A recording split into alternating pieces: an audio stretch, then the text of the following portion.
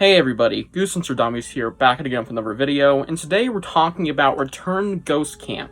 And let me just tell you straight off the bat, this is probably the most excited I've ever been to make a book review. I'm not even kidding, as weird as it is, and the most random book in the whole Goosebumps franchise, kinda. I'm genuinely excited, because I have a lot to say about this book. I don't know how long this video is going to end up being, but there is a lot to be said about Return to Ghost Camp. And I'm very excited to finally delve into this, because I've been holding off and reviewing this for a while.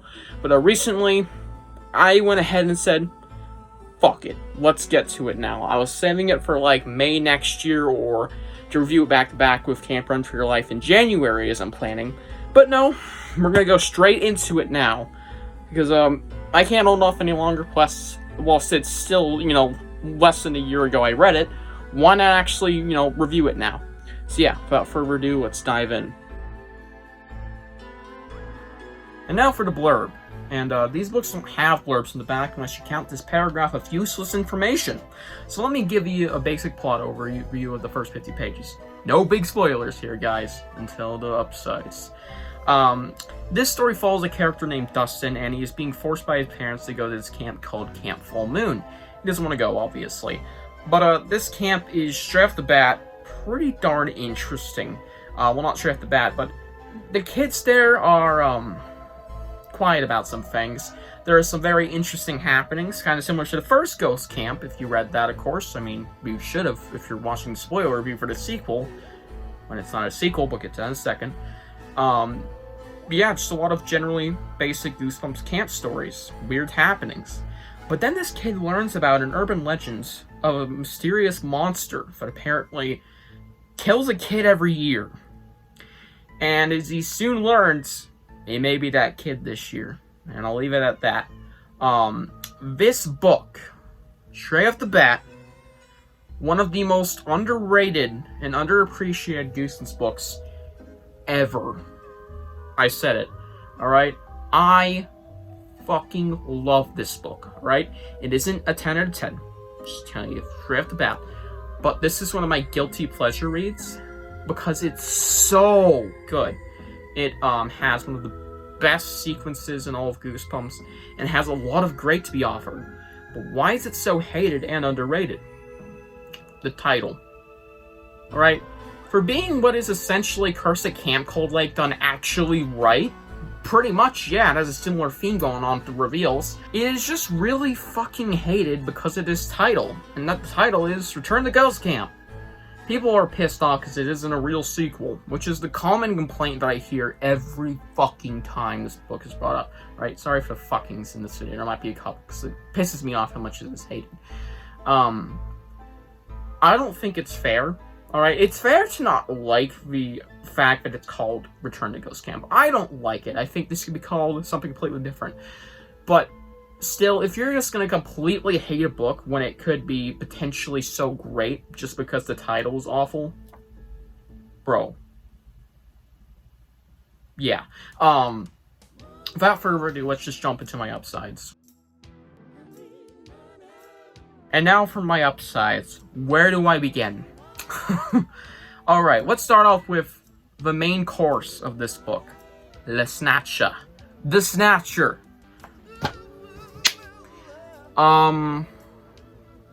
Great villain? That's a simple way to put it. The Snatcher has a very cool urban legend attached, which is similar to Curse at Camp Cold Lake, if you read that book, where it involves maybe a human victim per year. Of course, legend. And yeah, the Snatcher is this shape-shifting creature that commonly takes the form of a fox. A very evil fox, of course. A very, hostile fox.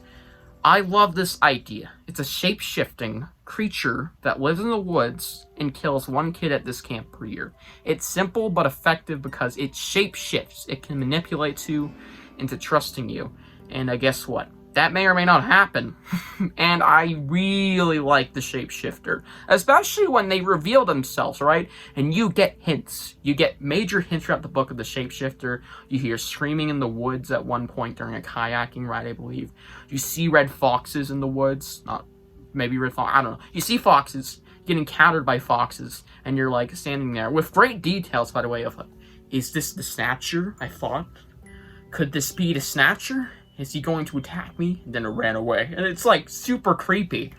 It's a very well built up villain, is what I'm getting at, the urban legend and all the build up hype to this villain, to where, is this really the actual Snatcher, or is it just an urban legend? Are the kids fucking with him, talking about how he's the sacrifice for this year? Because that's the big plot point past like page 50, is that he's next, he's gonna fucking die, which is very cool, to get that just straight up awareness of you are dealing with an actual like ghost camp with a real scary urban legend monster. Well, they don't tell them it's ghost camp, because let me tell you, there are actually ghosts here which are victims of the Snatcher, as you get hinted at for the book.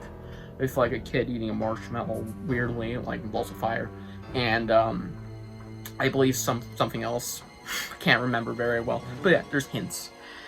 Yeah, the Snatcher, great villain, great build up, has a lot of great things involving the book, and yeah, when it comes to its reveal scene, it is one of the best scenes in the whole book, and that is a climax, by the way. One of the best climaxes, probably for at least the camp book, I'll say. I can't tell you for sure if this is one of the best climaxes. I know a certain fellow community member thinks the same way, but it's a great climax, one of the best in all of Goosebumps. I won't name them yet, because I don't know if they're going to change your opinion by time of maybe to make a video about it or something. But, yeah, I love the climax of this book, just flat out. Specifically, like, the final 10-15 pages. The river scene. Basically, just shorten it down to the river scene. You get the reveal of who the Snatcher has been, which is fine, it's not bad. And you also get some other reveals of how this is actually really a ghost camp. It's not lying, it is a ghost camp book. There are ghosts at this camp, which is what the book was hinting at, besides the Snatcher being out there watching you, spying on you, literally, as you'll find out. Then you find a way to defeat the Snatcher. Let me fucking tell you. Sure, it's not a very creative way, you have to cross a river. But this river is so cool, alright? This is one of the coolest scenes I've ever seen. It's monster infested. There are hands trying to pull you down in this river. It's horrific. It's one of the best climaxes or just moments in all of Goosebumps. It is scary, it is amazing, it's thrilling, and it's even tense, especially when there's the Snatcher. I believe it's like chasing you across a log. Yeah. And yeah, guess what? It has a happy ending. Kinda. Talk about that in a minute. But yeah, I fucking can't get enough of that. Whenever I think about Return to Ghost Camp, it's the river scene with the hands coming out of the river trying to pull this kid down off the log and break it, I think. It's amazing. It's just straight up one of my favorite moments in all of Goosebumps. Yeah, this is a long review. We're only 2 episodes in. I'm just, yeah, simping hard. But yeah, Return to Ghost Camp, great climax or like final 20 pages.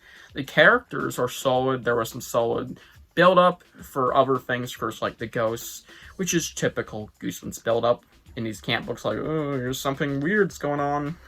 End chapter, alright, next day, you know, type that shit. But it's fine.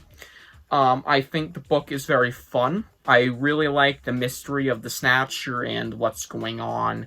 And yeah, there is just a great atmosphere too. I love this camp setting. I think it is very neat. I mean, not neat, but you know, it's nice. It's a nice setting for a Goosebumps book, as always. And yeah, this is flat out just one of the best Goosebumps stories probably to date. I'm not going to completely overrate this one for you guys, because I'll give my thoughts and against my rating of what I think you guys should do when it comes to this book. But yeah, let's talk about my downsides now. Really not much to be said for downside, which is weird enough, since this isn't a 10 out of 10. Alright, the only thing I don't like, and I'll just fucking hell, I'll mention a few things, just 2. Alright? Well, this book can have some really disturbing and awesome scenes, like I forgot to even mention that I believe there's a dream sequence at the beginning of the book, which is super gross. Involves, I believe, flies and mosquitoes. There's some interesting plot details. And I'll just be very abrupt. It's the little brother. It's just filler. It's the most obvious filler in a Goosebumps book because this brother showing up adds nothing. Just straight up nothing. This little brother who is set up to come to this camp later adds nothing to the story besides 5 pages or so, or like 10 pages of filler, plus a couple mentions, just a couple paragraphs of filler throughout the book, and then, of course, his own respective chapters of filler. It's obviously to help reach that 112-page mark this book gets to. Yeah, it's practically useless to be in there. It's just, reaching that mark. To be fair, it's not bad at all. I've already clarified that, I believe, unless fucked up in recording.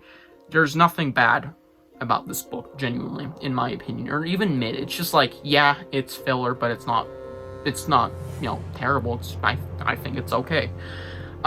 It's bearable filler. It's obvious, but bearable. And if I had anything else to say, it's the ending.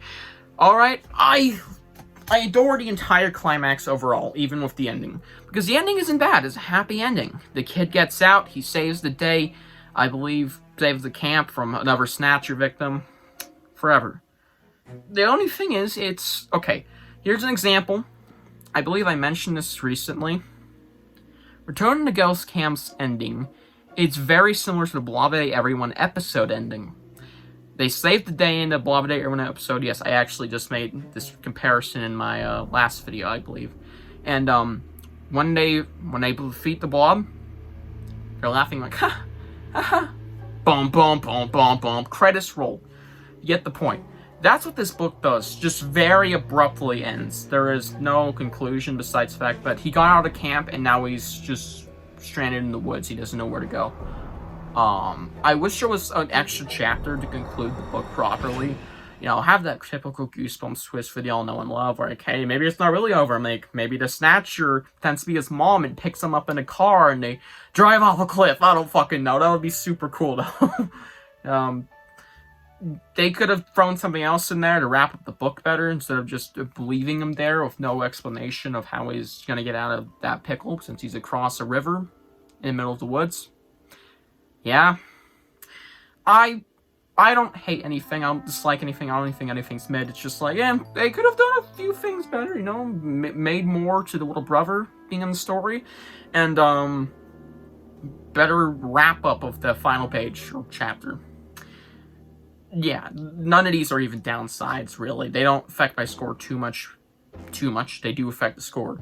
I just don't really have anything else to mention besides those 2 things. I would not mention them if, this book had more issues. So yeah, let's dive into my rating. The most overhated Goosebumps book probably of all time, Return to Ghost Camp, gets a 9.5 out of 10. Now, do not take my rating as, alright, this is one of the greatest camp books ever and one of the greatest Goosebumps series 2000s. Do not, alright? I'm not gonna make y'all go, oh, yep, Goosebumps or dummies like it? I gotta like it. Read the book. Let me know. And that's one of the main reasons I want to make this video, alright? I really hope some people pick up this book and read it, knowing that the title should not affect your score that much, alright? People shit on it for the title. And whilst it's fair to shit on it for the book, which I've heard a few complaints about it, none on the top of my head, I just know I've heard stuff. It's not fair to, just judge a book by its title, or rather its cover. I mean, amazing cover, too. Really unfair, just because, hey, it's not a sequel to Return to Ghost Camp. Well, look at Return to Horrorland did. That's a pretty hated book. Would you really want Horrorland ruined, since a lot of people love that book? Just the same way Ghost Camp could have been ruined? That's also another thing to mention. So yeah, anybody watching who hasn't read the book in a while, or just never read it, or wants to reread it, maybe wants to see if it's any better, go into this book with some expectations. You can set your own bar. Like, it might be pretty good, I'd say. I think a lot of people will like this one more. And yeah, that's just really the big reason why I make this review, as well as just share my opinions on it. Please, somebody go read this book again, or please, people have got to read this book again and see how great this is. And I'm gonna say it flat out. This is controversial as shit. This is better than Ghost Camp. This is better. This is better than the actual Ghost Camp. I said it. I said it. It's not so much, but it's quite a bit better in my opinion. Hope you guys enjoyed this book review. I know it was probably a longer one. I can already tell, like, freaking upside for 6 minutes. And I'll see you guys in the next one. Bye.